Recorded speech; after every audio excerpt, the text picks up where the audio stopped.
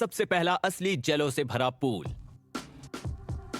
लेकिन ये इतना आसान नहीं था। इसे बनाने के लिए हमें बहुत सारी मेहनत और प्लानिंग लगी, लेकिन वो बहुत मुश्किल है। अगर आपने कभी जेलो बनाया है तो आप ये जानते होंगे कि हमें उसे उबालकर, फिर पाउडर मिलाकर और ठंडा करने के लिए फ्रिज में रखना पड़ता है ताकि वो अच्छे से बने। और इसे कम मात्रा में करना तो आसान है, लेकिन एक पूल को हम गर्म और फिर वापस ठंडा कैसे करें?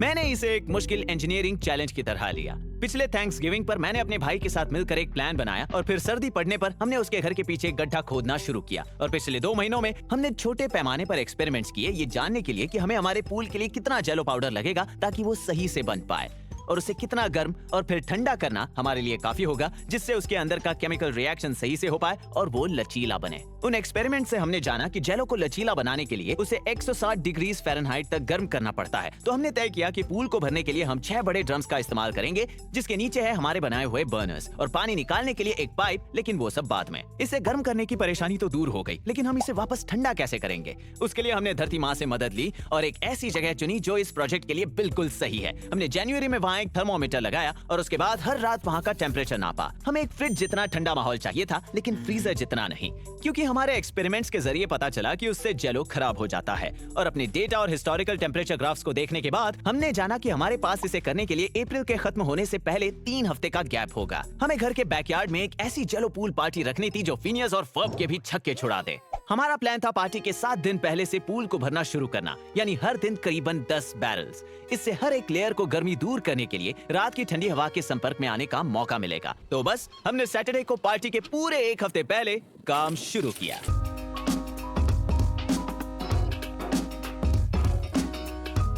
हमें असली खाने को बर्बाद नहीं करना था, तो ये सिर्फ पानी और जेलेटिन पाउडर और फूड कलरिंग है, यानी कोई चीनी नहीं। जानबूझकर उन बैरल्स को पूल के मुकाबले ऊंचाई पर रखा है ताकि जब हमें पूल में पानी भरना हो तब पानी की पोटेंशियल एनर्जी को इस्तेमाल कर पाएं। इसे बनाने में हमें 1000 और मुश्किलें आई, लेकिन मैं आपको बोर नहीं करूंगा। लेकिन दिन ब दिन, लेयर बाय लेयर, पूल भरने लगा था। क्योंकि वो जेलो का घोल इतना ज्यादा गर्म था, उसे ठंडा करने के लिए हमने रात की हवा के साथ साथ एक बड़े कूलर का भी इस्तेमाल किया जो मेरे भाई के पड़ोसी दोस्त के पास पहले से पड़ा था। और हमने उस कूलर को पूरे 1 हफ्ते पूल के सामने ऑन रखा। इसे कहते हैं कन्वेक्शन कूलिंग। ये गाड़ी चलाते वक्त खिड़कियां नीचे करने जैसा है, या फिर सूप को ठंडा करने के लिए उस पर फूंक मारना। ये पूल की सतह के ऊपर की गर्म हवा को ठंडी हवा के साथ बदल देगा, जिससे हमारा जेलो जल्दी ठंडा हो पाएगा। और फिर हमने शुक्रवार की रात को आखिरी बैच खत्म किया। भले ही हमें मौसम के बिगड़ने का डर था, लेकिन अब सब भगवान के भरोसे है। पूरे 1 हफ्ते मेहनत करने के बाद भी मुझे कॉन्फिडेंट महसूस नहीं हो रहा था। और जब शनिवार की सुबह हम ये वेदर फोरकास्ट सुनकर उठे कि आज एक सुंदर धूप खिली है, हमने देखा कि हमारा पूल असली जेलो से भरा हुआ है।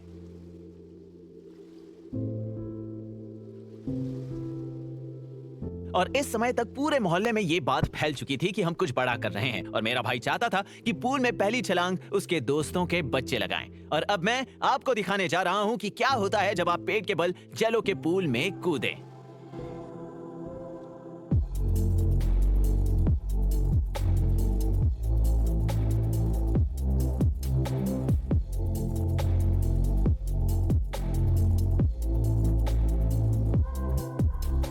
नहीं, अभी नहीं। मैं ठीक हूँ। संभल के।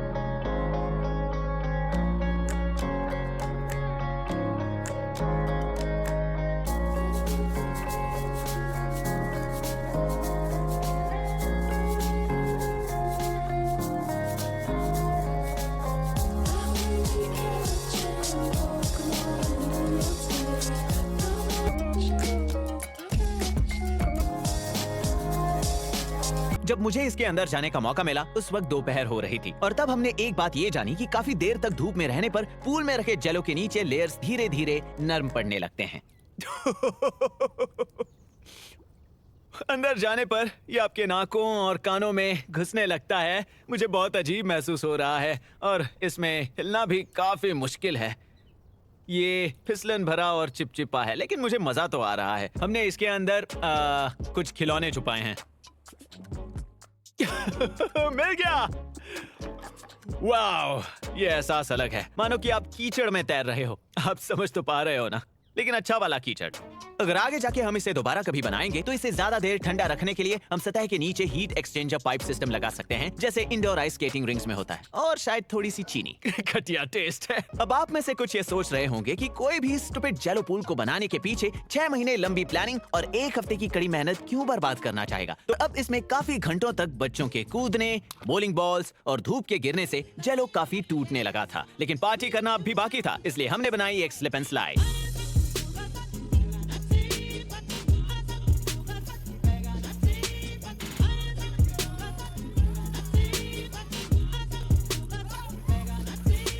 मुझे खुशी है कि उन्हें बहुत मजा आया, लेकिन मुझे इस बात से बहुत हैरानी हुई कि इतने सारे बच्चों में से किसी ने भी स्लिप एंड स्लाइड कभी नहीं देखी थी।